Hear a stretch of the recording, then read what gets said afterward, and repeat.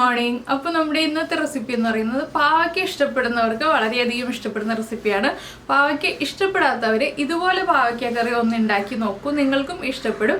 അപ്പോൾ നമ്മുടെ കറിയുടെ പേരെന്താണെന്ന് വെച്ചാൽ പാവയ്ക്ക മാങ്ങ പാൽക്കറിയാണ് കേട്ടോ. പാവയ്ക്ക മാങ്ങ ചേർത്ത് നമ്മൾ അധികം റെസിപ്പികൾ ചെയ്യാറില്ല. പാവയ്ക്ക മാങ്ങ തേങ്ങ അരച്ച കറിയൊക്കെ ചെയ്യാറുള്ളൂ. അപ്പോൾ നിങ്ങൾ ഇതുപോലെ പാവയ്ക്ക മാങ്ങ പാൽക്കറി ഉണ്ടാക്കിയിട്ടില്ലെങ്കിൽ ഉറപ്പായിട്ടൊന്ന് ട്രൈ ചെയ്യൂ. ചോറിൻ്റെ കൂടെ നല്ലൊരു കോമ്പിനേഷനാണ്. അപ്പോൾ എങ്ങനെയാണ് നമ്മുടെ പാവയ്ക്ക മാങ്ങ പാൽക്കറി തയ്യാറാക്കുന്നത് നോക്കാം. നമുക്ക് നമ്മുടെ ഇൻഗ്രീഡിയൻസ് നോക്കാം. ഞാനിപ്പോൾ ഒരു പാവയ്ക്ക ദാ ഈ ഒരു തിക്നെസ്സിൽ മുറിച്ചെടുത്തിട്ടുണ്ട്.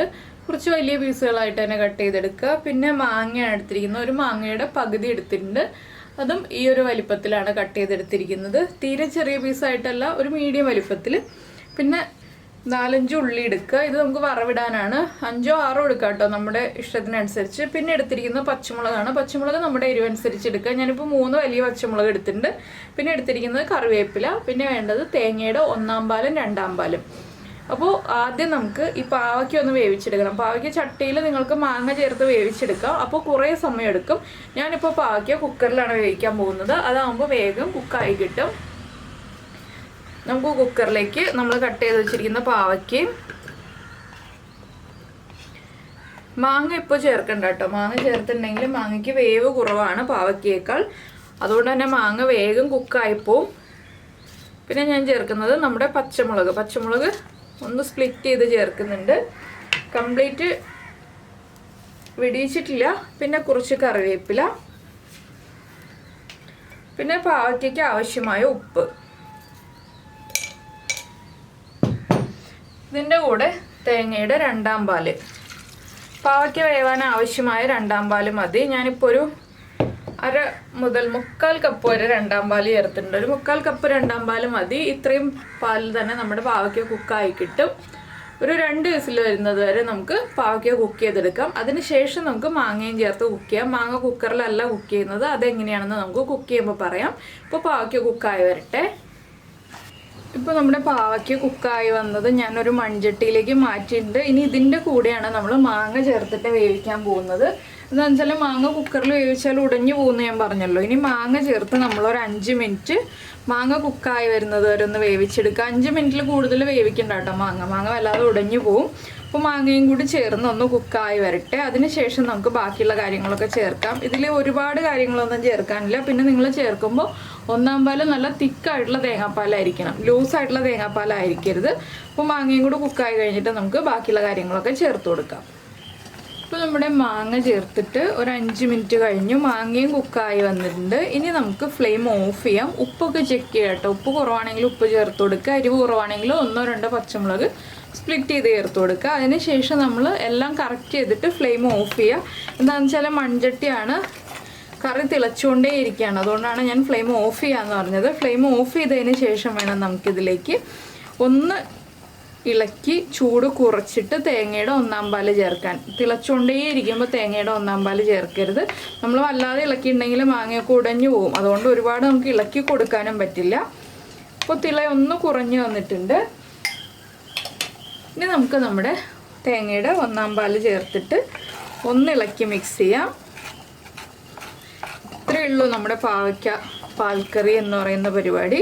വളരെ ഈസി അല്ലേ? ഒട്ടും തന്നെ കയ്പുണ്ടാവില്ല കേട്ടോ ഈ ഒരു പാവയ്ക്ക കറിക്ക്. ഇങ്ങനെ നിങ്ങൾ ഉണ്ടാക്കുകയാണെങ്കിൽ എല്ലാവർക്കും നന്നായിട്ട് ഇഷ്ടപ്പെടുകയും ചെയ്യും. ഇനി നമുക്കിതിലേക്ക് വറവ് ചേർക്കാനുള്ള കാര്യങ്ങൾ നോക്കാം. വറവിട്ടാലേ കറി പെർഫെക്റ്റ് ആവുള്ളൂ. അപ്പോൾ ഞാൻ ഇനി വറവിടാനുള്ള കാര്യങ്ങൾ നോക്കട്ടെ. അപ്പോൾ നമ്മുടെ വെളിച്ചെണ്ണ ചൂടായി വന്നിട്ടുണ്ട്. വെളിച്ചെണ്ണയിലേക്ക് നമുക്ക് ആദ്യം ഒരു 3/4 ടീസ്പൂൺ കടുക് ചേർക്കാം.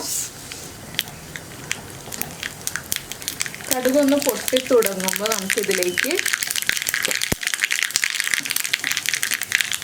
ഒരു 2 പിഞ്ച് ഉലുവ ചേർക്കാം. ഉലുവയും കടുകും പൊട്ടി കഴിഞ്ഞിട്ട് വേണം നമ്മൾ കട്ട് ചെയ്ത് വെച്ചിരിക്കുന്ന ഉള്ളി ചേർക്കാനായിട്ട്.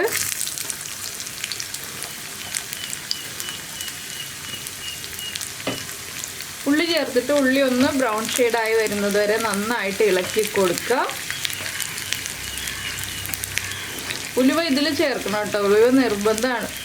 ഉലുവ നിർബന്ധമാണ് ഈ ഒരു പാവയ്ക്ക പാൽക്കറിയിൽ. ഉലുവ ചേർത്താലേ കറിക്ക് ടേസ്റ്റ് കൂടുള്ളൂ. അതുപോലെ തന്നെ നമ്മൾ ഇനി ചേർക്കാൻ പോകുന്നത് 2 വറ്റൽമുളക്. അത് ഉള്ളി ചേർത്ത് കഴിഞ്ഞിട്ട് ചേർക്കുക. അപ്പോഴാണ് വറ്റൽമുളക് കരിയാതിരിക്കുക. പിന്നെ നമുക്ക് കറിവേപ്പിലയും കൂടി ചേർക്കാം. ഇതെല്ലാം നന്നായിട്ടൊന്ന് കുക്കായി വരട്ടെ. അതുവരെ നമുക്കൊന്ന് ഇളക്കി കൊടുക്കാം. ഉള്ളിയൊക്കെ ഒരുപാട് അങ്ങോട്ട് ബ്രൗൺ ആയി പോകണ്ട, ചെറുതായിട്ടൊന്ന് ബ്രൗൺ ഷെയ്ഡായി തുടങ്ങുമ്പോൾ തന്നെ നമുക്ക് കറിയിലേക്ക് ചേർത്ത് കൊടുക്കാം. അപ്പോൾ നിങ്ങൾക്ക് ഈ ഒരു റെസിപ്പി ഇഷ്ടമായി എന്നുണ്ടെങ്കിൽ ഒന്ന് ലൈക്ക് ചെയ്യാനും കമൻറ്റ് ചെയ്യാനും മറന്നു പോകരുത്. അതുപോലെ നിങ്ങൾ പാവയ്ക്ക ഉപയോഗിച്ച് ഇങ്ങനെ ഒരു റെസിപ്പി ചെയ്യാറുണ്ടോ ഇല്ലയോ ഒന്നും കൂടി ഒന്ന് കമൻറ്റ് ചെയ്യാം കേട്ടോ. ചെയ്യാറില്ല എന്നുണ്ടെങ്കിൽ ഉറപ്പായിട്ടും ഒന്ന് ട്രൈ ചെയ്ത് നോക്കൂ. ചോറിൻ്റെ കൂടെ വളരെ നല്ല കോമ്പിനേഷനാണ്. അപ്പോൾ നമ്മുടെ വീഡിയോ പ്രസൻറ്റ് ചെയ്യുന്ന രീതിയൊക്കെ ഇഷ്ടമായി എന്നുണ്ടെങ്കിൽ നമ്മുടെ ചാനൽ സബ്സ്ക്രൈബ് ചെയ്തിട്ടില്ല എന്നുണ്ടെങ്കിൽ ഇപ്പോൾ തന്നെ ഒന്ന് സബ്സ്ക്രൈബ് ചെയ്തേക്കണേ. സബ്സ്ക്രൈബ് ചെയ്യുന്നതിന് ഈ വീഡിയോയുടെ താഴെയുള്ള റെഡ് സബ്സ്ക്രൈബ് ബട്ടൺ ഒന്ന് ക്ലിക്ക് ചെയ്യുക. അതിൻ്റെ റൈറ്റ് സൈഡിലുള്ള ബെല്ലൈക്കണും ക്ലിക്ക് ചെയ്യുക. അപ്പോൾ ഓൾ എന്ന് പറഞ്ഞിട്ടൊരു ഓപ്ഷൻ കാണാം. ആ ഓളും കൂടി പ്രസ് ചെയ്തിട്ടുണ്ടെങ്കിൽ ഞാൻ എപ്പോഴും വീഡിയോ അപ്ലോഡ് ചെയ്യുമ്പോൾ നിങ്ങൾക്ക് നോട്ടിഫിക്കേഷൻ വരും. അപ്പോൾ നമ്മുടെ ഉള്ളിയൊക്കെ ഒന്ന് കുക്കായി തുടങ്ങുന്നുണ്ട്. ആ ഉള്ളി നന്നായിട്ട് കുക്കായ ഒരു മണം വന്നു കഴിയുമ്പോൾ നമുക്ക് കറി കഴിക്കാനുള്ള ഒരു ടെൻഡൻസി വേഗം വരും കേട്ടോ. അപ്പോൾ എന്തായാലും പാവയ്ക്ക ഇഷ്ടമില്ലാത്ത ആളുകളാണെങ്കിൽ നിങ്ങൾ ഇതുപോലെ പാവയ്ക്കക്കറി ഒന്ന് ഉണ്ടാക്കി കൊടുത്തു നോക്കൂ. പാവയ്ക്ക നന്നായിട്ട് ഇഷ്ടമാവും. ഒരു വെറൈറ്റി അല്ലേ. എപ്പോഴും നമ്മൾ പാവയ്ക്ക തീയൽ, പാവയ്ക്ക മെഴുക്ക് പുരട്ടി, അല്ലെങ്കിൽ പാവയ്ക്ക മാങ്ങ തേങ്ങ അരച്ച കറികളൊക്കെയാണ് ഉണ്ടാക്കാറുള്ളത്. ഇതുപോലെ പാവയ്ക്ക മാങ്ങയും പാൽക്കറി ഉണ്ടാക്കിയിട്ടില്ലെങ്കിൽ ഒന്ന് ഉറപ്പായിട്ടൊന്ന് ട്രൈ ചെയ്ത് നോക്കൂ കേട്ടോ. അപ്പോൾ ഞാൻ ഫ്ലെയിം ഓഫ് ചെയ്യാണ്. ഇനി നമുക്കിത് നമ്മുടെ കറിയിലേക്ക് ചേർത്ത് കൊടുക്കാം. അപ്പോൾ ഞാൻ എന്താ കറിയിലേക്ക് വറവ് ചേർക്കുകയാണ്. ഒന്ന് ചുറ്റിച്ചൊഴിച്ചു കൊടുക്കുക. ഇനി ഇപ്പോൾ തന്നെ ഉപയോഗിക്കരുത്, ചൂടോടുകൂടി ഉപയോഗിക്കരുത്. ചൂടൊന്ന് കുറഞ്ഞ് വന്നിട്ട് ഉപയോഗിക്കുക കേട്ടോ. അപ്പോഴാണ് നമ്മുടെ കറിയുടെ ടേസ്റ്റ് നമുക്ക് കറക്റ്റായിട്ട് എൻജോയ് ചെയ്യാൻ പറ്റുക. അപ്പോൾ എല്ലാവരും ട്രൈ ചെയ്ത് നോക്കുമെന്ന് വിചാരിക്കുന്നു. നമുക്ക് നമ്മുടെ അടുത്ത റെസിപ്പിയുമായിട്ട് അടുത്ത ദിവസം വീണ്ടും കാണാം.